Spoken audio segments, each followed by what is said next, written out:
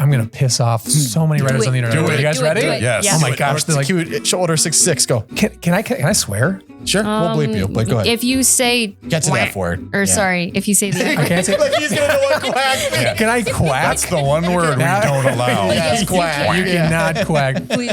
Who the quack like cares about word count?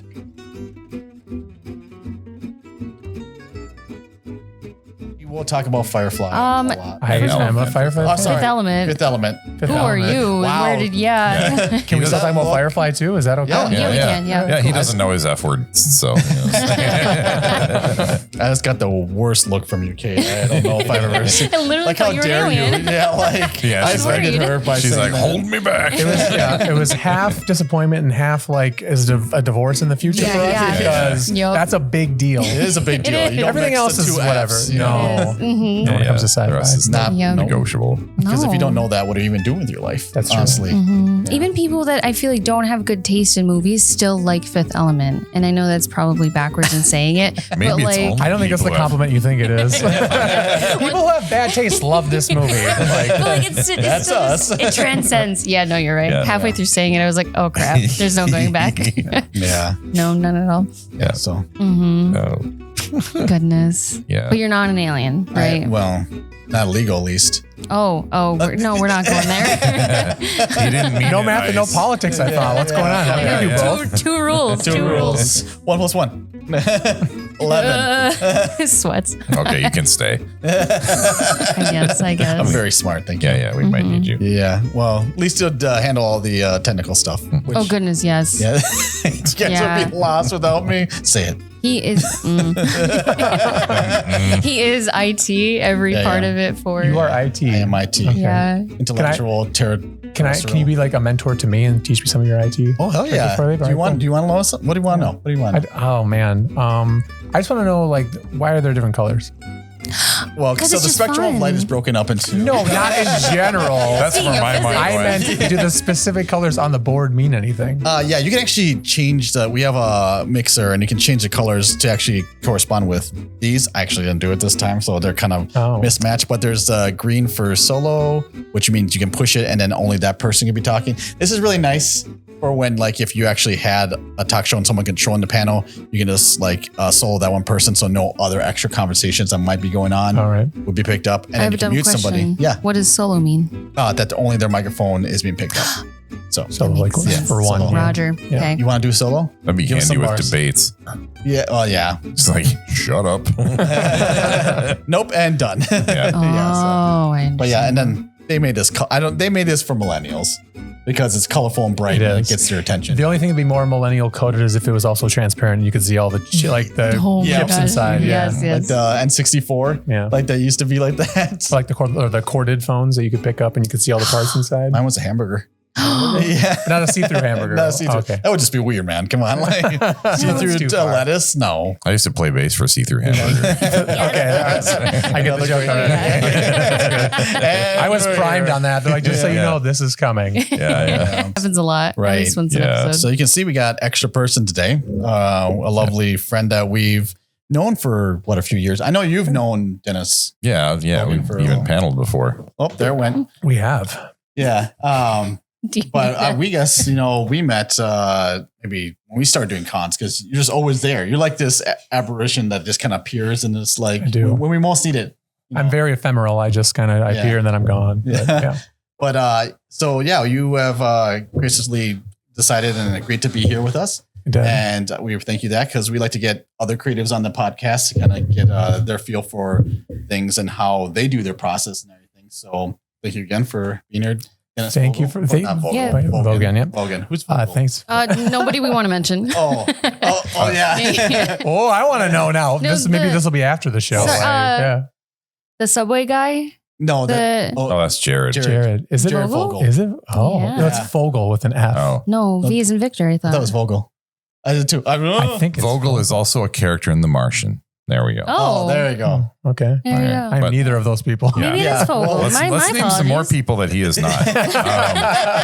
Obama? I am not Obama either. I know Obama. I've got the charisma, but Yeah. I'm not That's Obama. true. Just don't speak as slowly. But That's my job. Thank you for being here at Bards and Balladeers. You know, everybody probably by now knows the three us three hosts. We have Kate, Oscar, and me, Rio. Yeah. Well, Dennis. So welcome. welcome to Bards and Balladeers podcast. A nice little guest episode this month. Like it's sorry, like, it's No, like you're good. you threw up my thing. Yeah. Well, no one's on what happened in the background. All right. So I'm going to cut that. Please do. It was just me. I was like, well, I'm talking to him, and it's just like, all right, try not to pay attention to what they're doing. No, it's all your fault. Why is it my fault when you smacked it? Like, I don't like that I'm between these two right now. I feel I there's a lot of tension. We're never this chaotic. I swear. I don't believe you. She almost said we're never You're done. like saying you're saying this like the podcast don't exist on the internet that I can watch. Oh, Yeah. sure. I can probably find some proof that it does Do get it. chaotic. Please watch our episodes. Yeah. They're very Go back informative. and If watch you would for all like the to know chaos. how chaotic we are, you should watch every episode Yeah. from start to finish. at least 3 times. Please. And write in the comments every And single like- instance. Yes. For the Exactly. Algorithm. Mhm. Let us know what we're doing wrong. It's just every comment's everything. Everything. That's fine. It's comments. It gets the traffic. Yep. Woo. But yeah, Okay, welcome to yes. Bards and Balladeers podcast. This is a podcast that's all about story and it's in all of its forms. And yeah, we'd like you to visit us on YouTube, Spotify, iTunes, iHeartRadio, Amazon Music. Like, comment, share, subscribe.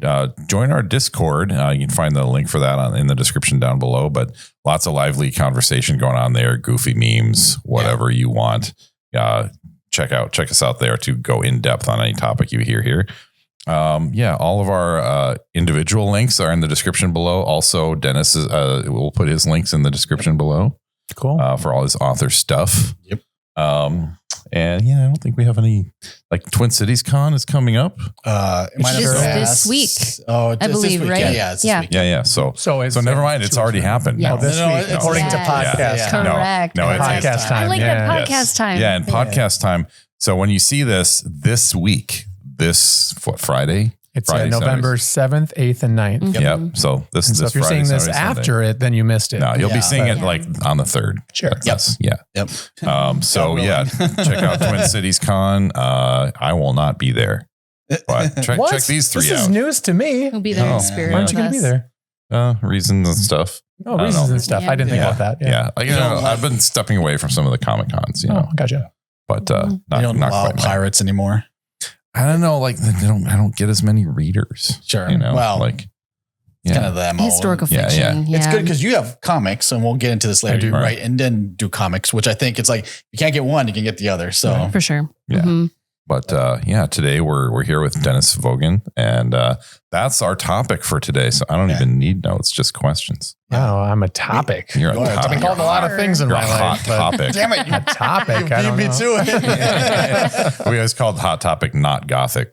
So Is that- you go no. buy that at Not Gothic? You know? Not gothic. Yeah, So Hot Topic is not gothic? Yeah. But I feel like Hot Topic is kind of gothic. It Kinda, used but to not. be- Oh. It used to be Yeah. a lot more. So yeah. Like, yeah. It's more anime than Yeah. goth now, I Yeah. feel like. exactly. Is it? So it's Yeah. not Gothic. Yeah. Then which When's the last one? time you've done a Hot I Topic? know. Like which one am I? Oh, I'm thinking it was, is Zoomies the shoe one? That's like the skateboardy thing. Yeah, that's what I'm Oh, thinking you just of. get the zoomies. It's not a cat store. Like It no, should be. it's just They- cats running Cats, around. yeah. I know. Time for a rebrand. Why don't you Yeah. just mash the two together? Mhm. skateboards. I've seen Skateboards and cats? videos of cats on skateboards. Oh Mhm. yeah, it's They're probably all AI created. No, but she Oh. disrupts. Is she here? She will check on disrupt. Oh, okay. This She heard is- skateboard and she was like, I'm in. No, see. Yeah. Oh, see. Mhm. Yeah, there So we we go. might.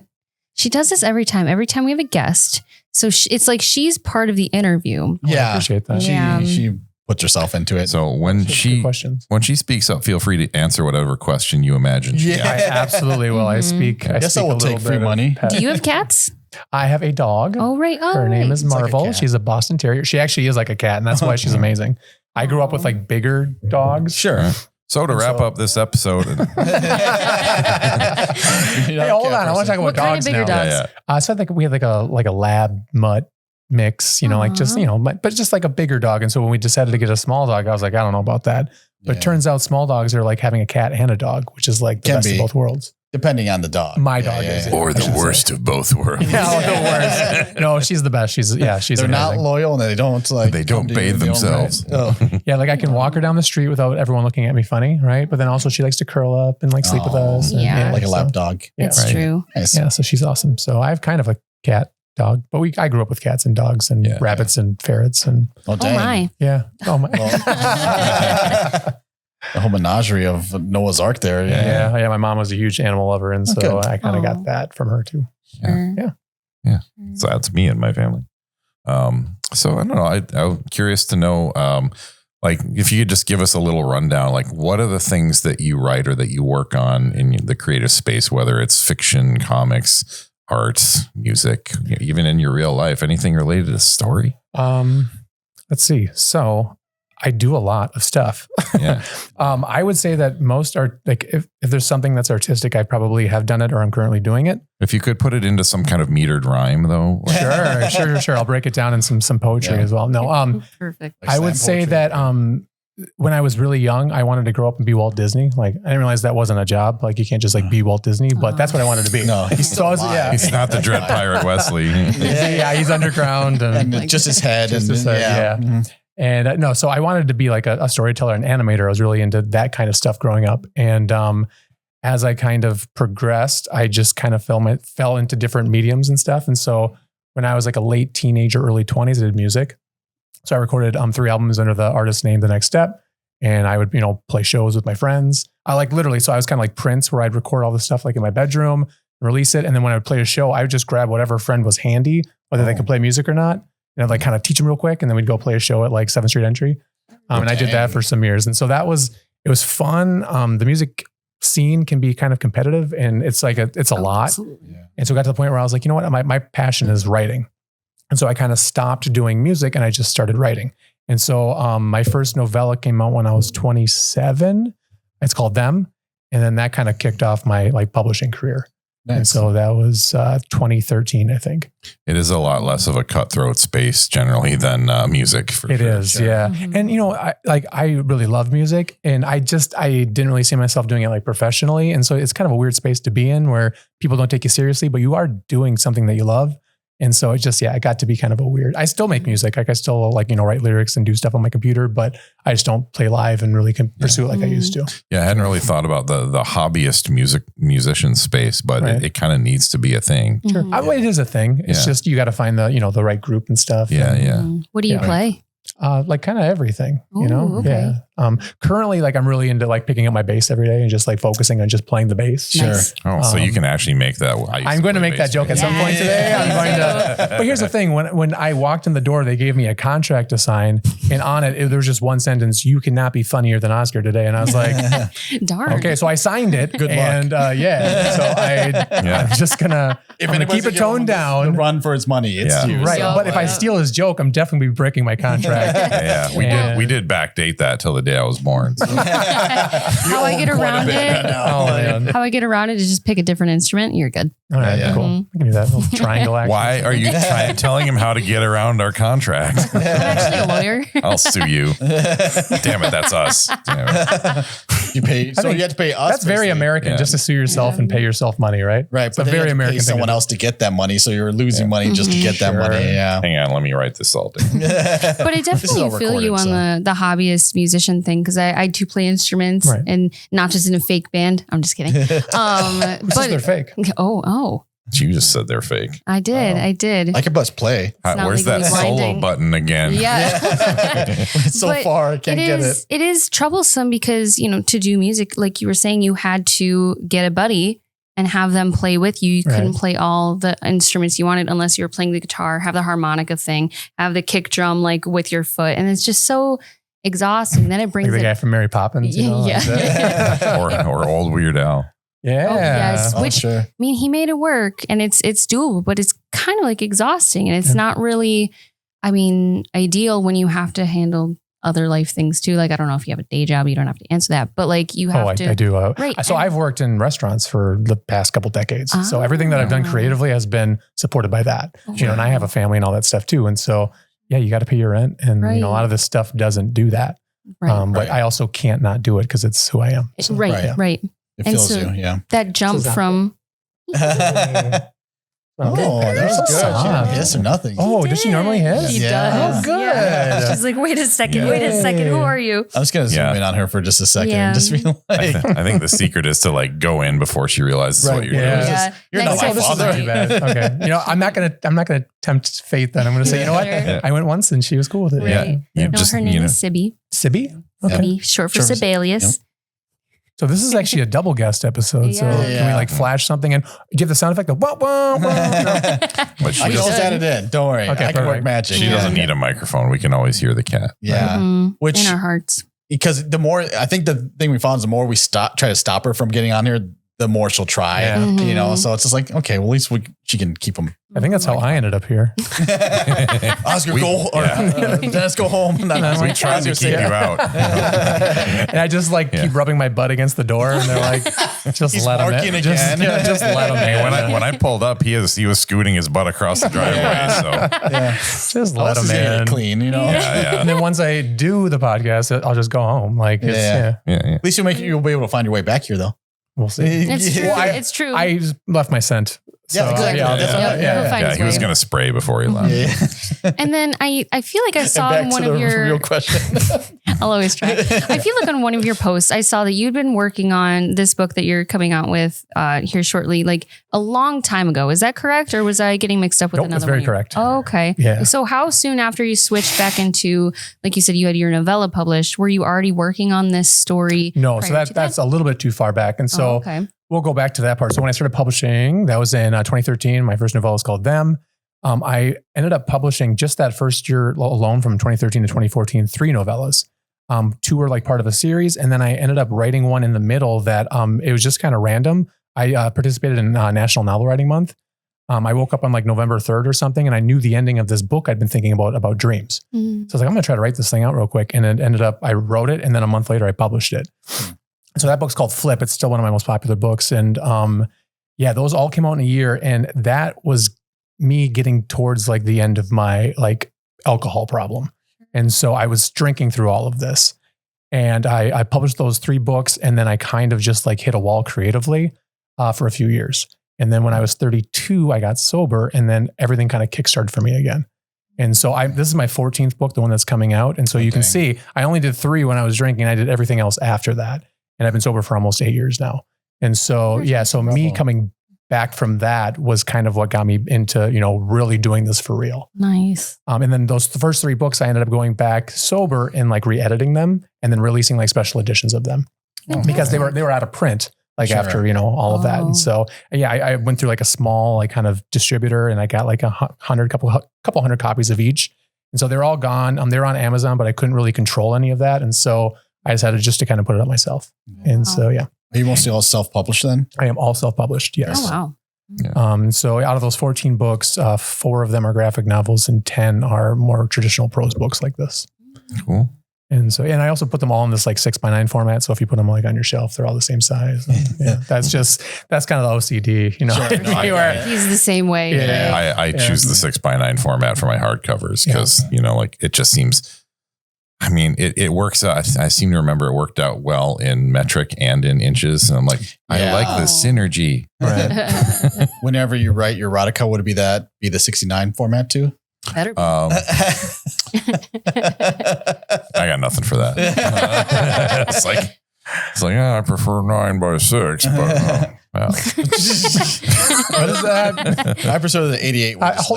I'm imagining this. Hold on. Give Not him too a long. moment. We don't got all that time in the world. Oh, right. Sorry. We'll just cut that We'll part make out. time. We'll make time. Just half an hour of him just staring off. Just, still trying to figure it out. Let's put a little thought bubble No above his head. way. Yeah. Hi. This is Oh, This is Okay. insanity. Yeah, you You touch me once. Gotta see if you're This friend or is- foe. Yeah. I'm just glad Oh, that there she this. goes. Oh, that's okay though. She's She in. still came over and said hi. Yeah, that's She's like, Wow. I'm glad all this magic got captured. 'Cause- Real. Honestly, it's on the internet now, Sibby. Yeah. Yeah. Nice to Well, meet she's like, Nice to meet don't get Nice full to of meet yourself. you. You're just Yeah. a ramp. She'll come back. Just a ramp. Just a ramp. You're a glorified ramp. He thinks he's magical over there. Yeah. Goodness. All right, so I think I kind of answered the the only thing I think we skipped was the comic books and the graphic novels. Yeah, the recent stuff there. Yeah, so it got to the point where I really wanted to participate in like conventions, and a lot of them are kind of comic book based. And I do love art. Went back to school for graphic design. I'm currently in school right now, but I was trying to find an artist to work with to do comics, and everyone is so busy and they all have their own stuff going on. And so I was like, I can kind of draw. And so I just started drawing my own comics. And so that ended up being 4 graphic novels. So my first one was The Weirdos. And then I started an all ages series called Brushfire. There's 2 of those out, and there's a 3rd one coming out potentially next year. Nice. It's a trilogy, and there's been a delay because of life stuff. Mm-hmm. I don't know, delaying trilogies, man. Yeah, who does that? Are you guilty of this? So guilty. He's 6 years in. Delayed trilogy. I played bass in that band actually. Yes. I was going to. I was talking about but I was too late writing my book. Yeah, Right? delayed trilogies. When we were waiting for you to show up at a convention, not we, like it was just in the corner that a few authors were in. Doug, what's his last name? Oh, shoot. Van Dyke. Yeah. I was introduced to the idea of Oscar by saying the concept of you. It precedes me. Yeah, right. By He is saying also another ephemeral person. he hasn't we're all waiting on his 3rd book, poke fun at him for this thing because of it. Right, and not just one person. Yeah. It was him and what was her name? No, not Anton, the older lady that. Is it Jean? Yes. Yeah. She was also and so that's how we came to know the concept, the idea of Oscar. Yep. It was everybody's waiting for his 3rd book. I'm kind of okay with that because that means they really want the 3rd book. Right, That's true. That's true. Or they just know how much it hurts you. Just the knife. Yeah. Little did they know, I kind of like it. I'm into it. But that's exciting though that you have that trilogy will be wrapped up. You said yes. It should be. Yeah. It's just life stuff. That's what it was. And then the last one I put out just this last year was JoJo's Time Machine. JoJo was a character that I came up with in high school when I still wanted to be Walt Disney. So I wanted to do like an animated movie or something. And so all the character art and stuff is very animated character like. And I turned that into a graphic novel last year. And what's so great is I invented this character over 20 years ago. But where I'm at now, it ended up being a story about being in middle age. And so and so it was just very interesting for me to take this character that I've known for a lot of my life and kind of graft who I am right now onto him. And it worked really well. I was kind of waiting for this moment. He wasn't quite ready yet. Yeah. Sure. So yeah. And sometimes those characters they grow with you too. And if you publish them back then in some way, shape or form, be completely different. And it wouldn't be kind of right, especially for either right now where you're at, where the world is at, who knows? So that's really cool. It's like they're not done cooking. Yeah. And that's actually going back to what you were talking about, this book taking a long time. Mm-hmm. This one wasn't done cooking until basically now. And so, that was a book. So I started it. I've been sober for almost 8 years. I started that almost right at the beginning of my sobriety because I'm a writer. And so I use a lot of metaphors when I talk. And so I'd be in these groups talking about recovery and addiction and, superheroes would come up and that kind of stuff. But I would talk about vampires a lot because I kind of started to see them as addicts. And so I really related to that. Sure. And so I'd bring that up all the time. And I was like, well, what if there was a group of vampires and they decided to not drink human blood? And that was the seed. And so I was like, okay, so I feel like I have something here. And then 8 years later, I've got a book. And that is a really, really long time for me. And most people know this. To give you an example of a normal time frame, like my book, Thea, I wrote it in a month and I published it a month later. And so that is and I'm not saying I do that every time, but that is the speed that I can work in. Sure. Usually once I know how a book ends, I can get there pretty quickly. And so, I usually write pretty fast. So this has been, and then I've been actively working on this for 8 years while releasing all this other stuff in between. Oh, wow. Sure. Cool. So if you don't mind me asking then, why now? What made now work so well for this story? Did the end just kind of come to you and you were like, oh shoot, now we need to get cooking? Oh shoot, is that a question? It's one of those things where, I kind of always knew how it was going to end. It's one of those things where I just had to get it done. I think that I would have worked on this forever if I wouldn't have just set a date. And so last year at Twin Cities Con, I kept talking about this book and the people I talked to seemed really interested in it. And so when Twin Cities Con ended last year, I just said, you know what? Next year at this time, this book's coming out. And I wasn't ready for it, but I was like, I have a year, right? I've been working on this thing for 7 years. How I can write a book in a year, right? And so that was a horrible mistake. No. No, and by that, I mean, like, for my personal well-being, it was a horrible mistake. Because like I mentioned, I'm in school, I've got a family, like I work, doing all these things. And I thought a year is so much time, and then it's not. Right. And so, yeah, the last like 2 to 3 months have really been a crunch. And honestly, I just got like, this book came in yesterday. Dang. In a box. It's got that new book smell. It does. Yeah. And so, I mean, like, that's how close to this is podcast time. So it's this weekend that I needed it by. Yeah. And so, yeah, I got them just a couple of weeks beforehand. So, yeah, it was one of those things where I just set a date for myself, because I know that if I have a deadline, I will meet it. Oh, you know what I mean? I have 14 books. Yeah. I know that if I say it's coming out on that date, it will come out on that date, with very few exceptions. Brushfire, my trilogy, being one of them. Yeah. Oh. I've set 2 dates for that one, and it was like one of those things where I'm like, no, maybe next year. I had an opposite experience. I sort of learned the hard way. Like, every time I would tell people I expect to have this book done in X amount of time, wasn't going to happen. Right. And so now, like everyone said, they've been waiting for a while, but sometimes life gets in your way and everything. Sure. And I think my second book I put out, I was like, I want to have this out by ValleyCon. It was 2019. That's how long ago. And there were certain things that I sort of rushed through, and I kind of wish I hadn't now, but yeah, like if you're able to write that fast and publish that fast, like, yeah, why not?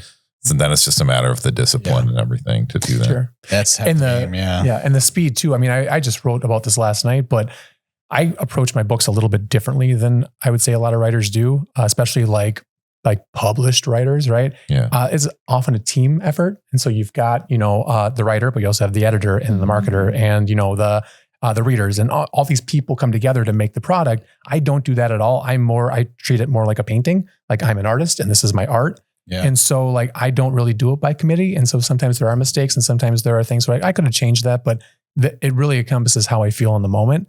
And I usually choose genre based on what I want to talk about, as opposed to like, I really like science fiction or I really like fantasy. I pick it based on the feeling that I want to get across. Yeah. And so that's why I've written in so many different genres. Yeah. And it's funny. Like, we're talking about doing an episode on process and everything. And so that kind of speaks to like, how do you start a book? I get that question most often, is like, what made you want to write this? Or, what, and like, that's a big part of it is, I had this feeling, I wanted to get this feeling across.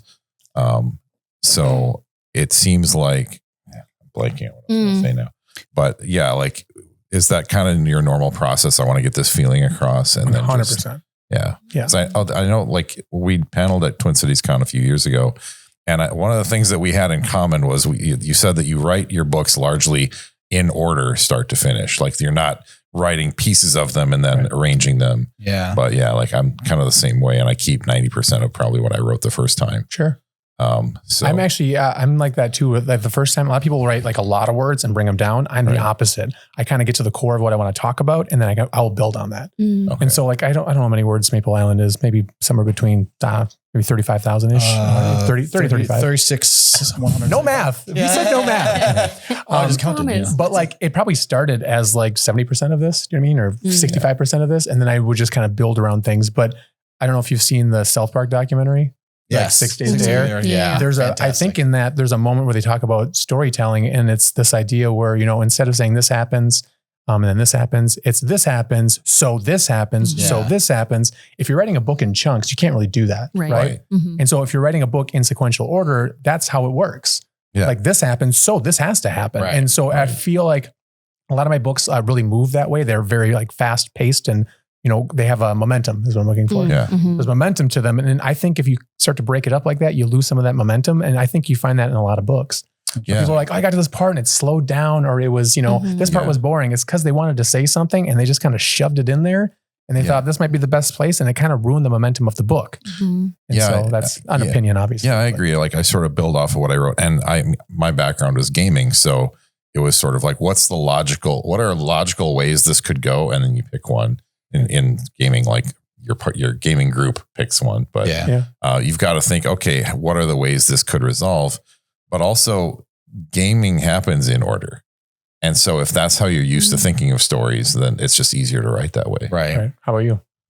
For me, it's like, I have to start at the end, because I need to know not just where I'm going, but that I have a good ending, because every story that I've thought about is like, this would be an amazing shot. Like I think very much in movies, and maybe you do the same way and everything. So when I became a writer, it was difficult for me because I was thinking in images rather than in the whole like written, prose that people have to go with and everything. And my second book is better because I understood that that's how it kind of works. Like I think what you're pointing out though, and I just, it's so great is that you're pointing out, I would say like 90% of like new writers' frustrations. They're like, why isn't this good? And it's because they think like that. Yeah. They absolutely. have all these images in their heads and they don't realize how hard it is to turn those images into words and give them to somebody else. Yep. Mm-hmm. Yeah. And so they're like, this book sucks. And it's because they're not thinking that way. And so, that's good. But you can No. And I totally agree because and maybe you have the same feeling too, because I was going to ask you that when you go into writing or doing comic books and everything, it is almost like that step that only you can do,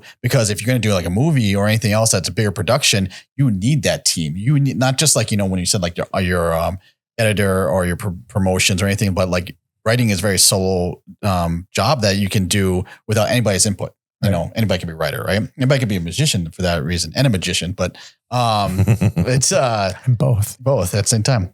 But it's just like it's almost like I came to being a writer because I can't draw. Not that you can't draw and you can't get that skill, but at the time I can't draw, and I can't do movies because I even tried doing like student films when I was in school for digital media and video production. And it's just like the work and effort, especially if you're trying to write the stuff and also direct it and also get everything together. It's insane amount. And you can't that's a situation where you need a team. Yes. You cannot film a movie by yourself. Right. You can't. Yeah. Like it's too much. Right. And I've always been a visual guy. Like, movies have always been the thing that I always went for, and comic books to a lesser extent, but now I'm kind of shifting to that. Cause like we've been talking, me and Kate, that like, I really like, story building and like world building and all that stuff. But like, I need someone else to do the comic for me, so I know they can have the good art with that. So now I'm working on a comic with another studio. But like you said, sometimes it's hard to find those people, those people that are dedicated, that will actually, you can rely on, that will actually be always there and like follow your vision. Because then you do become the director almost, right? Yeah. So, and the better they are, the more unaffordable they are. That too. Like there's, here's the thing: you can get the best artist in the world, but it's going to cost you. So it's one of those things. But people talk about the pros and cons of self-publishing, but I would say the number one pro is what you were talking about. You can do it yourself. You can do whatever you want. And I mean that so literally. Yeah. And so, it lets your talent shine through, or lack of talent shine through. There's a lot of really bad books out there as well. Yeah. But the thing is though, like, I think there are bad books out there that a person wrote and they did everything themselves and they're very proud of them. Sure. And like, you can't take that away from them. And I think the more people there are expressing themselves, the better we are, And so, even though something might be, I wouldn't say objectively bad, but I think that most people would say is subjectively bad. That person is probably really proud of what they did. And, I always tell that to people too, when they're unsure, can I release this? I'm like, how do you feel about it? Like, well, I love it. And I'm like, well, put it out there then. Right. Because here's the thing, there's no way you can guess the success of what you're going to do. Right. That's an impossible thing to guess. And so if you love it and it fails, you still love it. Right.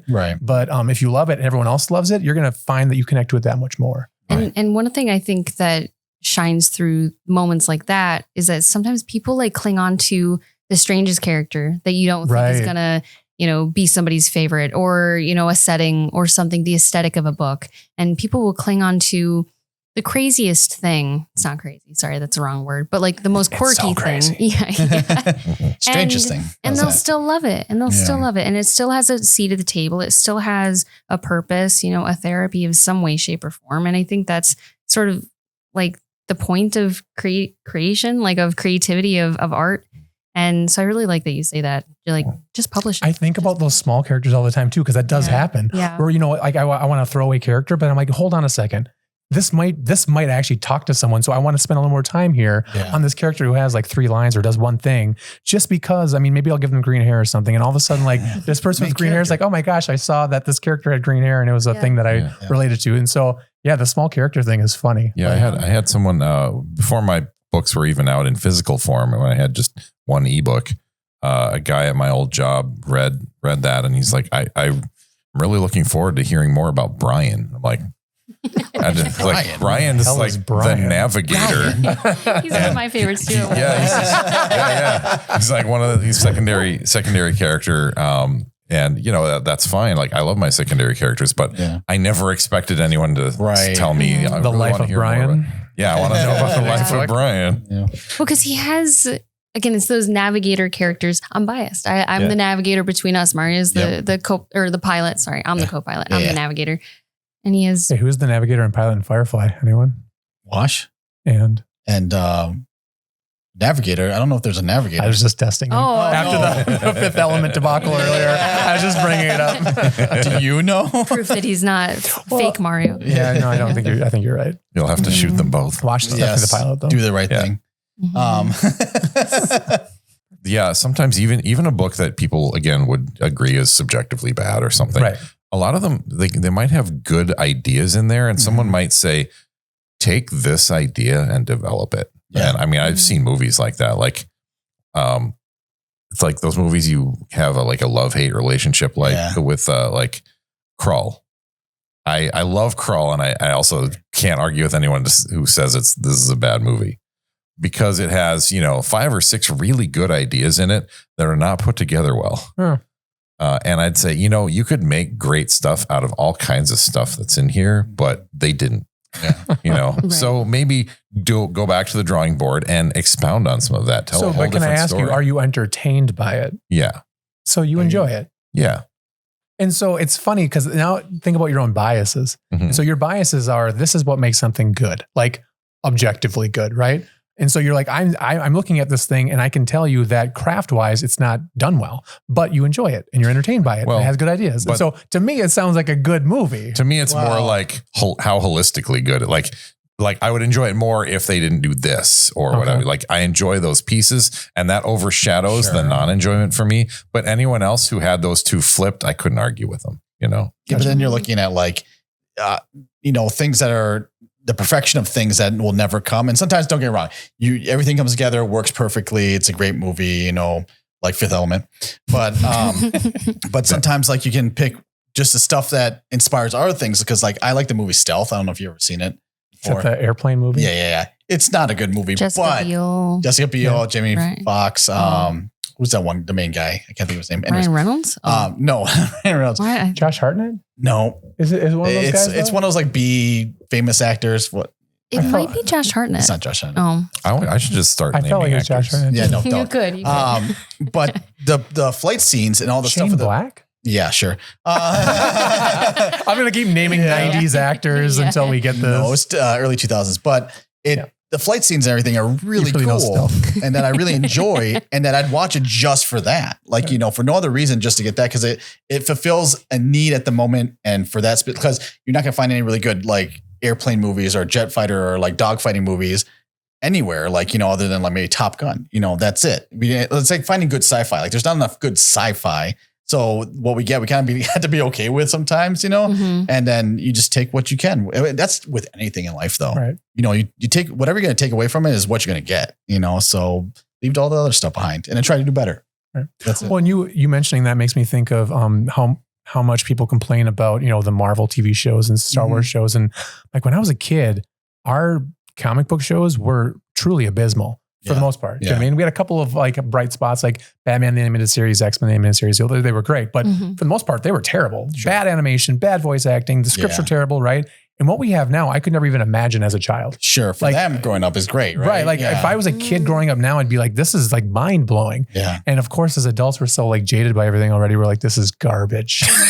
Get this garbage out of my face. And I'm like, gee, I could not even imagine where we are now from when I was a kid. Yeah. Just how they've done things. There's a weird thing because I agree with you. When you're a kid, you just are seeing it for face value and everything. But as an adult, you can see, I don't want to say behind the curtain, but you can see a little bit extra and everything. You can tell when people are being pandered to, or when you're doing something just for the sake of doing it, or if it's a money grab, or they're not spending all this money to actually make it good. Because we were watching Starship Troopers the other day. That movie's 97. It's a great movie. It's a great movie and everything. But everything's done in miniatures and in real effects when you can. And then of course CG for the arachnids. They're not real. But yeah, I know. But spoilers. But it stands the test of time. We were looking at it and it's this still looks really good. And I really feel that with all this money that they're amassing, sometimes it feels like they're doing just the bare minimum. Right. And that hurts because like, when they could do better and everything, but they're like, now we just got to get it out. Right. We need to get another one for some money because we didn't make our quarterly earnings. Like that's what hurts, because they can do well. They've proven they can do well. It's just now it's like, where are we going to make the most money? Well, it's that committee thing I was talking about too earlier. Yeah. Like there's a lot of cooks in the kitchen for these things too. Too many cooks. Yeah. And so you're not getting like the kind of the original voices and those visions that we're talking about. I mean, Starship Troopers, like that wasn't a committee. Like that was a couple of really messed up people in the head who were like, I got this idea for a crazy sci-fi movie. And it was the late 90s. It worked. It worked. That's how most ideas came out of the 90s. Right. Did I tell you that? I was born in the 90s. Oh yeah. And that just took two messed up in the head. I'm sorry. But we actually met Casper Van Dien. Sorry, I didn't mean to cut you off. It's okay. Yeah. We did. You met Casper Van Dien? No, I cut you off. Oh.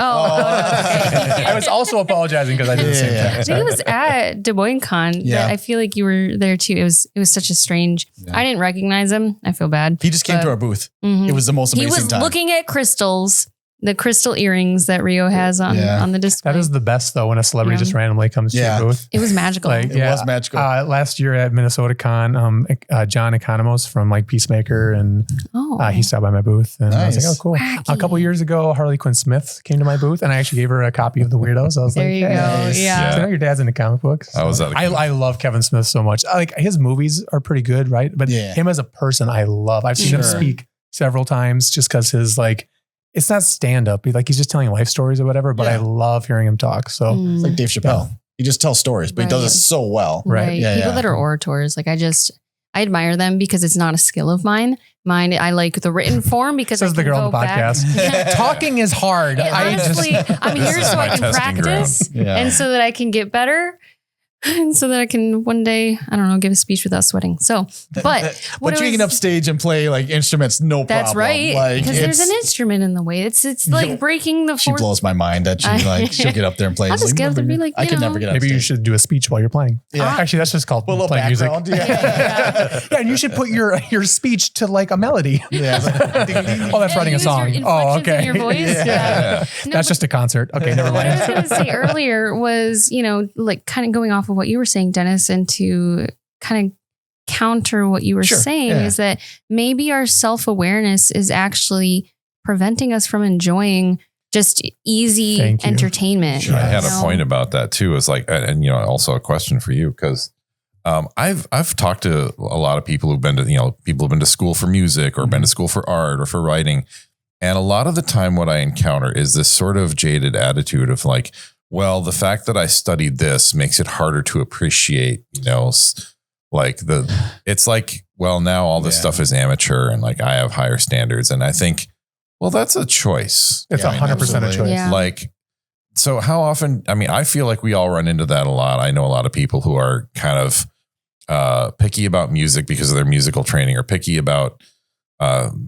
theater or movies or books or whatever because of their education or their training. Sure. And you seem like you have a different attitude on it. Like, very much so. Yeah, like you're a very positive person every time I encounter you. So I guess how would you describe that you approach that? I mean, I have my own takes on that and I tend to away from that jaded way of looking at it. But so it does mess with me sometimes. Yeah. So I think one of the things I've really noticed, and this is just an increasing problem, probably the internet probably has a lot to do with it, is when people are critical of things, they're not actually engaging with the story. They're being critical of elements of the story. And so they're being critical of like how it was put together. Or, when you hear like regular people talking about like the third act, I'm like, you're not actually like, why are we not taking our stories at face value anymore? And so like when we go see a movie, why are we not talking about the ideas in the movie as opposed to the ideas that I think should have been in the movie? Like that's what I notice a lot when people are being critical of things. It has nothing to do with the story being told itself. It's all of this other stuff. It's the behind the scenes stuff. It's like you're talking about the education. It's like, I know how these things work. And so they're not enjoying stories no matter how they're told. And what a horrible way to live life, right? Like it's that I know better. I know better than the story is telling me. Right. And here's the thing. If you went to those people's work, I would say one of two things is going to happen. One, you're going to see they don't have any, right? Or much, right? Mm-hmm. Because they're so critical of everything that they can't put out anything themselves. Or two, maybe it's not even that good. Yeah, dry some people, and dusty. They focus on craft over other things. And that's why when I talk about my books, they're art. And so like really like if I'm writing something and I cry or I laugh or whatever, I feel like a reader's going to get that. And usually if I cry at something, I will hear from 10 people, I cried at that part. And it's like one of those things where I connected in the most direct possible way I could. That's what art is. Right. Right. And they weren't like, you missed a word here in the sentence. They were like, that made me remember my grandma or whatever it was. Right. It connected to their life. And that should be the goal every single time, no matter how many master degrees you have. Like how dumb. Like, sorry if you have a bunch of master's degrees and you hate everything artistic around you. That's dumb. It's just a dumb thing to do. Sure. Yeah, I know. I was talking to a friend about this very phenomenon, and I think I might have asked straight up at one point, like, do you find that paying for your degree was really just an exercise in denigrating art or something like that? Right. That's basically what it was. And I think I got a laugh because there was that kind of connect. Like the context made it funny, not insulting. Right. But I was just, I think that sometimes, like, was that worth it for you?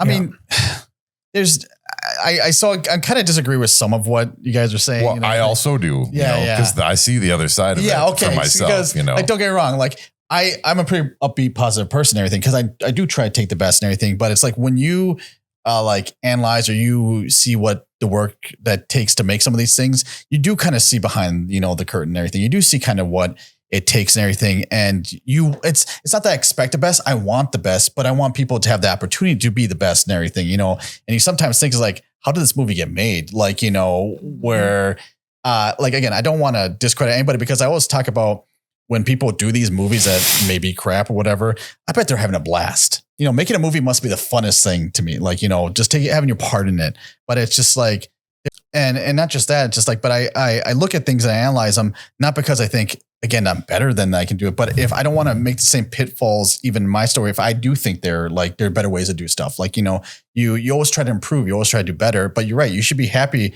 with the steps that you take to be better because those are all like points in your journey. Those are all things that you have done. Like, again, your last book should be your worst book, right? They will say that, like, so you should always improve or at least try to improve. And you may not, you may miss the mark, and that's okay because, this whole life as an experience is what it's about. Right. So I get hard on myself, sure, or like people do, but that's only because I want to be better and I want to try to do the best. And if I see something later, I'm just like, I could have done that better. Like, Right. And it's I think it's a really easy, what is it, pitfall to fall into? I don't know the right phrase, but to analyze until like we're blue in the face because it's like making us better. Yeah. And so I do the same thing. I'm definitely, guilty of it too. But I kind of found that recently there was a movie that I saw in the last few years. The Raid? No, take that name out of your mouth. It's my favorite, really cheap, like action films. The Raid? The Raid. If you haven't Redemption. seen it, it's a fun Do action. you like action, bloody sort of gory films? Sure. Okay. I mean, I think it depends on like, on how well it's done. Sure. I was going to say, I bet he takes it at face value. But then I love it.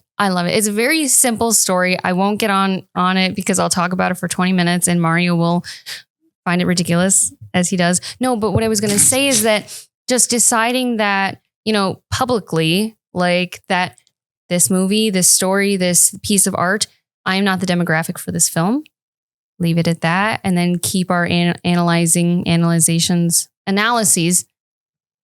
I'm a writer. She's got this. We're conjugating on this. To myself. To repeat after you. Analyses. Analysis. Analysis. This is why I like written form. Yeah. Goodness gracious. Yeah. Keep going. No, but to like just say that this isn't for me, and that's okay. That's just a lesson for the internet, you guys. Not everything is for you. Not everything is about you. Yeah. I'm looking right at you, internet. Yeah. All of you. Me too. Yeah. Tying all of this together, I'm putting together a few things that I hadn't really put together before, which is that I also have that experience of now that I see all these good examples and I understand better how things work. Like my appreciation for certain things does go down. And I think I understand why is that I'm sort of raising the bar for what I want to produce. And they always say, this is one of the key pieces of advice I always give other authors, but you could make another version of for other kinds of creative work. write what you want to read. Mhm. And that means it also kind of means read what you want to write, and if your bar has been raised on one, it tends to raise for the other. Right.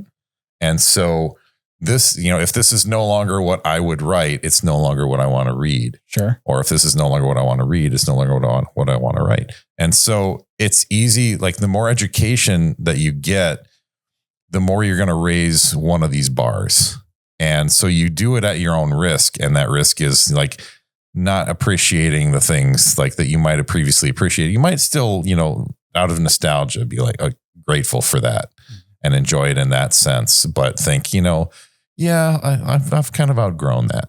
And you don't have to be down on it for that. But I think that that's part of why people get stuck in that particular pitfall. Mm-hmm. I mean, it's kind of like playing sports a little bit, because sometimes you just play for the game or whatever, or you just kind of just being able to do it is what's fulfilling. And like I had my cousin say, it's like, if you're playing a game, like a board game or anything, if you're not playing to win while you're playing, it's like because you're playing to enjoy the game, right? And winning's a nice benefit, right? Because you always that should be the goal. But like, if you don't win, you shouldn't like be down on yourself and like, oh, I'm not worth nothing. But it's, I was going to talk about sports too. And to your comment about like the raid and everything. And I find the raid like sports. Watch. Just we just play a clip from the raid real quick. Yeah. Honestly, so we can. I've been inserting stuff in. Like, let the record show that you can insert it right now. Yeah. Clip from the raid. Yeah. Here we go.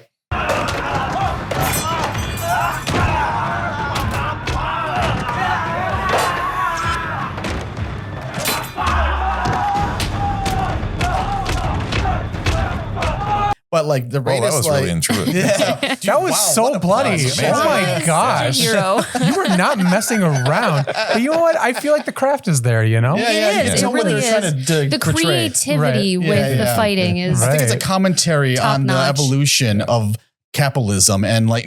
I didn't get that, but I get that now. I totally get that. Yeah, In every case you punch did put a is clip in $1. there, we didn't actually watch a clip. I'm gonna like. Yeah, I'm just totally. Gonna do, I don't even remember. So I'm just going to bring up the craft thing real quick because that's kind of please where we're do. at. Craft And thing? the craft thing. Bring us No, the back. Kraft mac and cheese thing. Oh, No, the craft with a C thing. yeah. I want to like clarify. I care a lot about craft. I do see when something is well done, but I also I follow a lot of like publishers and agents and, professional writers, and you start to see these pitfalls that they all fall into. And they have their own tropes. Like for example, I cannot, I'm going to piss off so many writers on the internet. Are you guys ready? Yes. Oh my gosh. They're like, Order 66. Go. can I swear? Sure. We'll bleep you, but go ahead. If you say Get to the F word. or sorry, if you say the I can't say Like he's gonna know what quack. Yeah. Can I quack? That's the one word we don't allow. Yes, quack. You cannot quack. Please, sir. Who the quack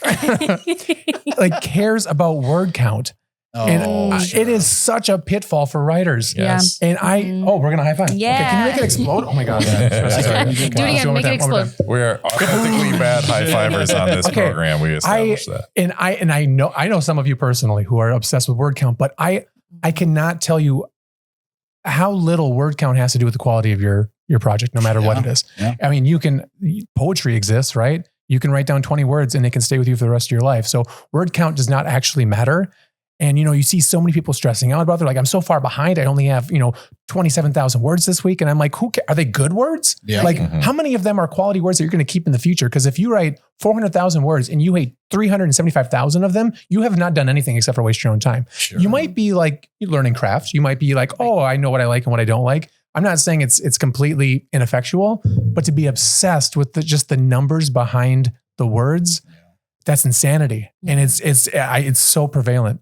And you're coming at that from a standpoint of what you said, like 35-ish thousand words. Between 30 to 35 for this book. And my first book is like 167,000 Right. words. And we both agree on this because, it's outside the little narrow band that says good, Right. worth investing in or whatever. Right. Yes. Yeah. Right. And it's such a thing. But I also, like I said, this is art for me. And so like, I don't think about audience. I don't think about like, this is good for 8 to 12 year olds, or this is good for anyone over the age of 32 and a half. Like I don't think about any audience. I write the thing that I want to read. That answers a question I was going to ask you actually. Ask it anyway. How do you feel about writing to audience? It's not my thing, right? But like, I think that I could, because I think about that. I'm like, what if one day I got to write for Star Wars or something? Because I love Star Wars. Sure. And I think what you do in that situation is they give you the story idea and you go, what about this speaks to me personally? Mm-hmm. And what can I take from my personal life and put into this? And then all of a sudden it becomes a personal project as well. So you're writing for, this big blockbuster sci-fi series, but you're like, but for example, this character, something about that speaks to my life. And I'm going to put everything I have into that. Sure. And so whether I was writing, comic books for Marvel or whether I was writing for Star Wars or whatever, that's what I would do. I try to find where's my in here. And if it's another person, there's no way there isn't an in. Yeah.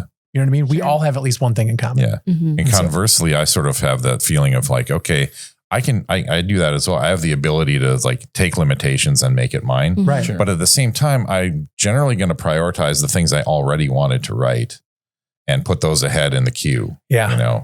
And so if it's just, well, you can have a career writing, but you have to write to audience or you're going to do it this different way and write what you want to write.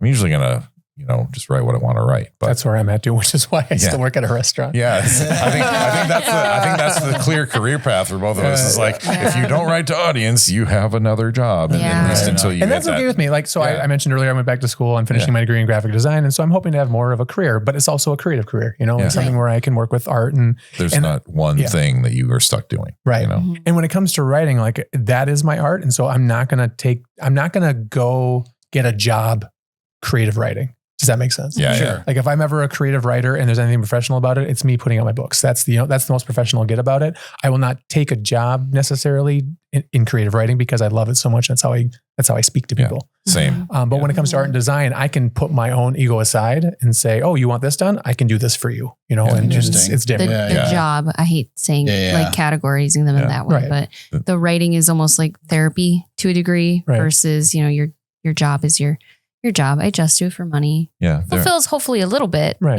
there are some things that are not so close to your heart that you mind sacrificing, right. I don't want to say authenticity or whatever, but where it's just not as important to you if you take it in or keep it at a distance. Right. Well, that's why I mentioned ego. I think that's a part of it too, to where like, if you want me to design something for you and you don't like the way I did it the first time, it's nothing against me. I'm trying to do what you want. Sure. You know Right. Yeah. Right. But if you tell me like you read my book and you're like, actually, I think that John should do this in chapter 4, I'm going to be like, hey, go quack yourself. Exactly. Like, Thank you. Because I Thank do. You for the quacks now. I don't have to do it. I love it. I'm just saying that in real life. I'm like, what the quack are you doing? What the quack? Quack. No, but just that's another piece on the commentary that, like we can keep thoughts and comments to ourselves about things. Like we don't need to fix the thing. Like there's no way of truly fixing it because that's what the artist intended. Even if it does feel wrong or inaccurate, or like we were just watching Spider-Man No Way Home. Oh, yeah. Is that what it was? With all the Spider-Mans? Yeah.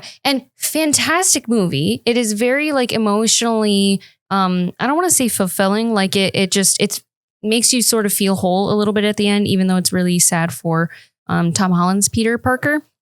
Spoiler alert. Oh shoot, sorry. I don't say exactly what happens. That's true. Yeah, he dies. But like you just feel for him. Goodness, he does not. Spoilers. No. But it did have, how did I phrase it yesterday? When smart characters are doing dumb things that are sort of out of character for them, Right. it makes me really like, it lowers the suspended belief for me. Right. But it still didn't take away from the overall, lesson or moral from the movie either. Right. So it's funny that we were talking about this today. Can I have a hot take on character? Yes. Can I give you a hot take on character? Oh yeah. Quack. So you just said how that was out of character. I talk about this all the time because I just want people to think about it. Like human beings do things out of character all the time.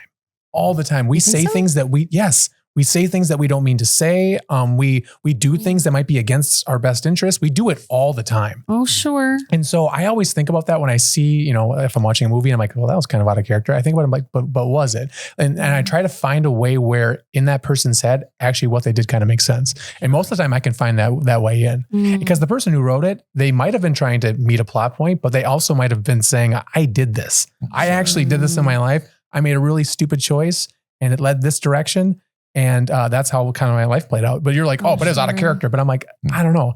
That's just like my hot take on character. And I think it's an interesting hot take too, because I personally I do work really hard not to do things that are not in my best interest. Sure. I do have struggles though in certain ways. So you are right. I do see where you're coming from. I sort of land in the middle. Oh, sorry. No. And just that it's the last thing that I guess I would want to say is that it is definitely easier to be that more critical on fictional things. I point to our TV because it's fictional, right? But that is a really good point. I like that. I feel like people, there's like a cone of being in character where it's like, it's not a straight line. It's like, it's like a breath weapon for the role players out there. Where it's sort of like if you look at the hurricane path predictor, it's like okay, the out of character stuff is actually just further over in that cone, but that there is stuff that's like I just completely not believable for a particular person. It depends what it is. In an extreme situation, I could see like stuff happening where it would be out of character, where like they're stressed or they're not thinking right, or like they just wouldn't do stuff. Like if you're mean and opposed to somebody, but like you just been stress or you had a really bad day or something, like that's a little out of character. Then you start questioning what's wrong, right? Like but and I agree with you. I think there are things that like no, they wouldn't do that because like it's. Forgive me for Star Wars. I can bring up Star Wars a little bit. Who needs to be forgiven? Talk Star Wars all day, man. No. Please don't talk Star Wars all day. Because I did not like. I don't know. I didn't care. Was that a Star Wars character? No, that's just me. Like, no, no, I'm just tired of it all. Like Star Wars. I was listening. I got carried away. The way they handled Luke in the new trilogy, I did not care for. Like but again.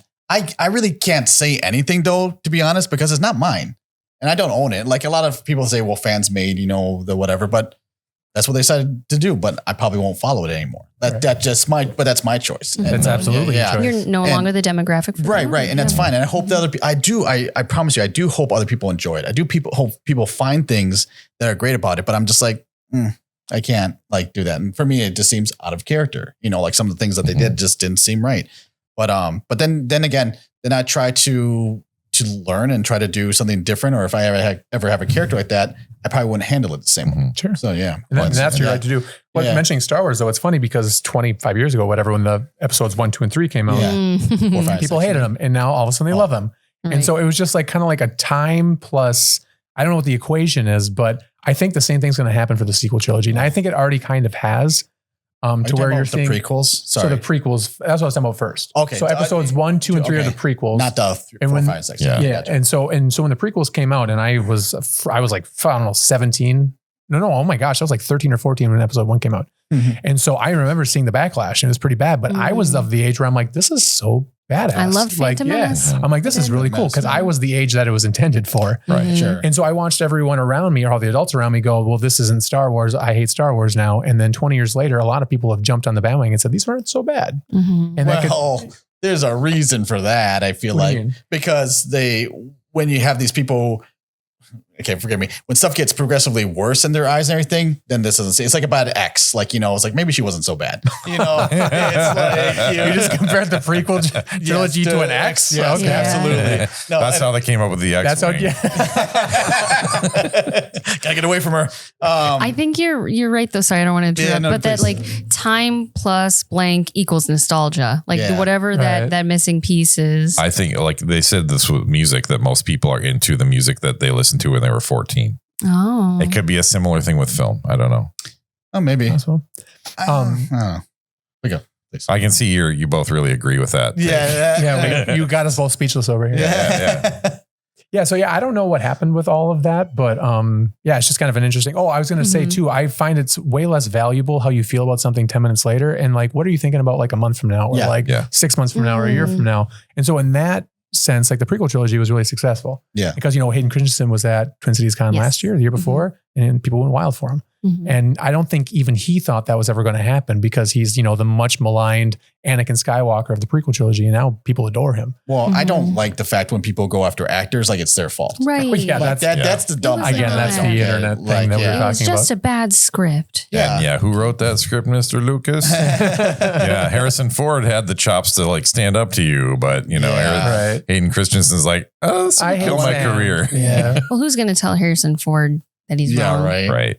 But even, I mean, was he Indiana Jones before? No, he was after. That was after that. Yeah. That was the 80s. Yeah. Star Wars 77. But like, I think, going back to, what's out of character, and going back to addiction a little bit.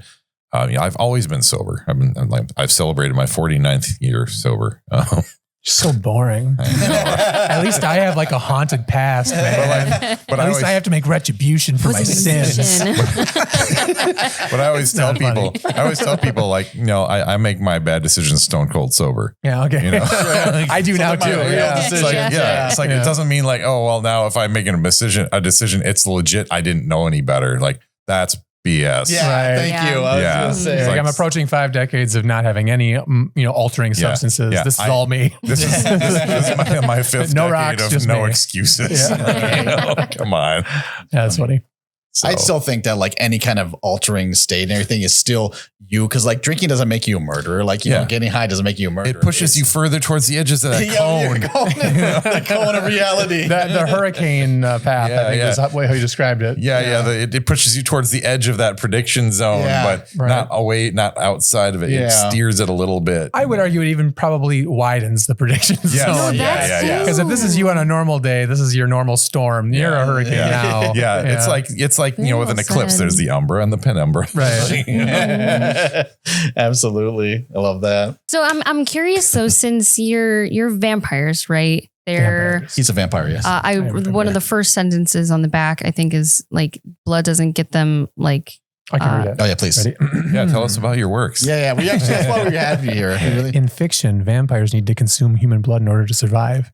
In reality, it only gets them high. Right. And I thought that was very interesting. Right. Because distinction between like high versus like drunk, was there a particular reason why high is the word used? Yeah. So specifically what happens with vampires in my version of them is that when they consume human blood, I say high, they just feel good. Oh, okay. Right. They feel good, but also it enhances their power. And so vampires have power, right? Like all vampires do. There are like specific powers. And so we call them auras in this book. And so there's different color auras. And so like, for example, green would mean that you're really good with nature. You can like kind of speak to animals and stuff. And so there's different auras for the vampires as well. They're bloodlines. And so if you consume human blood, whatever bloodline you have, that'll be enhanced for a few hours or depending on how much blood you drink. Sure. But you don't need it to survive if you're a vampire. And so I needed that part. I was talking about the seed of the story. I was like, well, if they're sober vampires, then that means that they can't need human blood to live. And so that immediately became like a point. And so it became about 2 groups of vampires. The Dampers, that's the name of I call them the recovery group. They're the group that decides to not drink human blood. And then there's the Burnsville Chamber of Commerce, which is entirely vampires, or I call them active vampires. And so active vampires are ones who feed on humans. Sure. And so the people who run Burnsville, who run the town, they're all vampires. Makes sense. And they're the kind who feed on humans. And so normally they kind of just coexist in Burnsville. Maple Island is the name of a road. There's a church on the road and they share the church. Oh, it totally is. Yeah. Okay. I actually, I'm moving soon maybe, but currently I live a few blocks away. And so it's a place that I walk every day. And when I started thinking about the story, I'd go for walks and I'd look at Crystal Lake. That's a big part of the book too. This is Crystal Lake here on the cover. Yeah. Not the one from Jason. No, not that Crystal Lake. Crystal Lake. Going back. There's a church on Maple Island Road. And in the book, I call it the Church of Virtue, and both groups share the church. So the Chamber of Commerce, they use the upper part of the church to meet every day and kind of do whatever the vampires do. And then the basement is where the Dampers meet. And so they kind of like cross paths, but they coexist. They don't really interact that much until one of the Dampers is murdered. And so that's what kicks off the book. And so one of the Dampers gets murdered, and of course the rest of them just assume it's got to be one of the Chamber. They hate us, right? We interfere in their way of life, and so they kind of start investigating the Chamber of Commerce. And I think that's all I'll tell of the story, because there's lots of twists and turns, and I've mentioned this before. There's sex and violence and all that stuff in there too. I do want to make it clear that they are parts of the themes of the book. Sure. And so like, I did think this is going to be fun. I'm going to write about sex and all this stuff, but I also wanted to make it stuff that you're it has so much to do with the themes of the book. Okay. And so, some of it's pretty wild, but hopefully you also see what I'm trying to say. I only have one worry about this book is that you're going to disappear one day. and it's because it's true. And they're trying to silence you. So that is, it's funny that you say that because that's kind of, there's a lot of that in the book. Okay. And so there is this aspect of did this happen? Sure. Did this, because it takes place in 1999. And so there is an aspect of did this happen? And when you get to the end, there's going to be some matters that you might want to attend to after reading it. Okay. And you will, and then you'll kind of see what I'm trying to say. Okay. Yeah. So I can't, without spoiling the end of the book. Yeah, for sure. Yeah, that I do touch on that. Okay. The idea, and even I did a video this week about, I don't know if you guys saw the video I did about if you don't want like the sex parts in the book, like what you can do. I gave you 3 like simple steps to get through them. Oh. So I filmed a video this week. If you can play a clip, it'd be amazing. Yeah. Don't be a pervert. Oh, you want me to elaborate? Okay. When you're reading a book, you're using your old noodle, your own imagination to see all of this stuff. So don't be a pervert. If you wanted to, you could imagine other stuff. You could imagine not vampires doinking each other. You could imagine not wieners and boobies. But what are you imagining? A pervert? Wieners and boobies. And if some people think it's real, I'm not going to stop them. I do get worried that like the Burnsville Chamber of Commerce is going to be like, this is slander. And I'm going to be like, dear Burnsville Chamber of Commerce, vampires aren't real. Like I did change the name of the church in the book too, because I was worried about that. Sure. No, Yeah. if they did say that, I would want you to write back and say, I'm sorry, it's not. When it's written, it's libel. Yeah. I would sling that back at them for sure. But speaking of your Instagram, though, you want to tell our viewers, our listeners, where they can find you. Obviously, your Instagram is, you write a lot on there. So I know Instagram is one way. I actually write so much on social media that I've published 2 books of that. Oh my goodness. Of social media posts. That's a thick book. Yeah, which sounds very dumb, but no, I was doing it for a while too, so it can't be dumb. You know, right. Content. Right. If you do it, yeah, right. So like I stopped, but still, probably the smartest thing I've ever done. So yeah, I write a lot of stuff on the internet about my life. We mentioned sobriety. My mom passed away a few years ago, so I wrote a lot about grief and loss, that kind of stuff. And I had a lot of people reach out to me and they're like, I hate fiction. I can't read fiction. But I love what you do on the internet.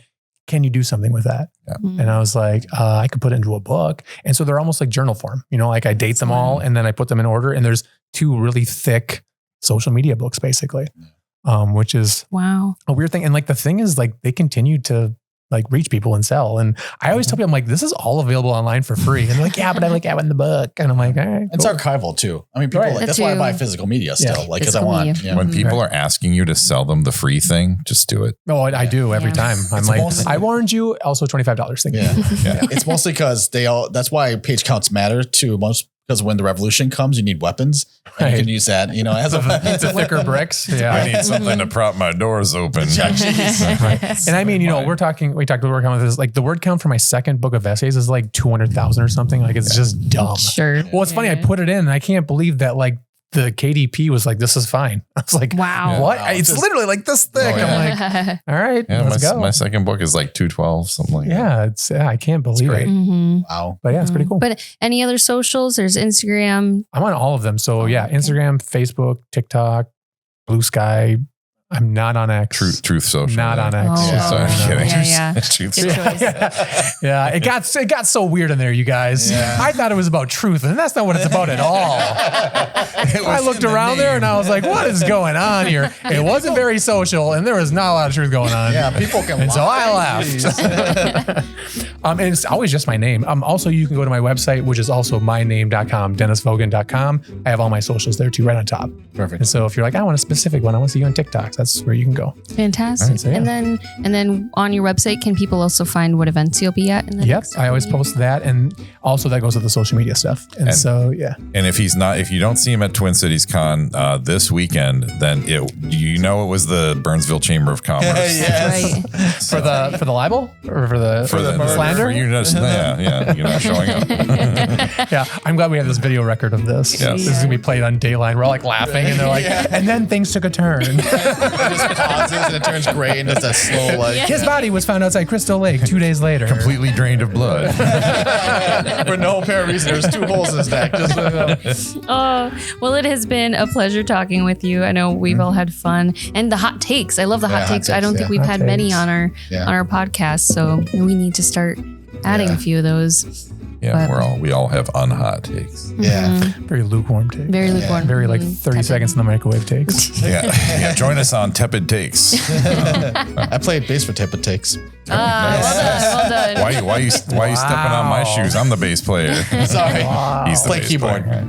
Yeah. Well, and I want to say thank you for having me. Of course. It was a delight. Yeah. Absolutely. Thank you. I mean, every interaction with you has been fantastic. Honestly, I mean that sincerely. So thank you for being here. My record's 1,000. I'm scared to break it. Don't break it. Yeah. That's up to you. You got an A already. It's your job to keep it. All right. My job to keep it. I can only lose it now. Yep. Cool.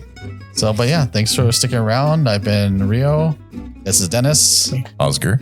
I'm Kate. We'll see you guys next time. Bye. Yoo.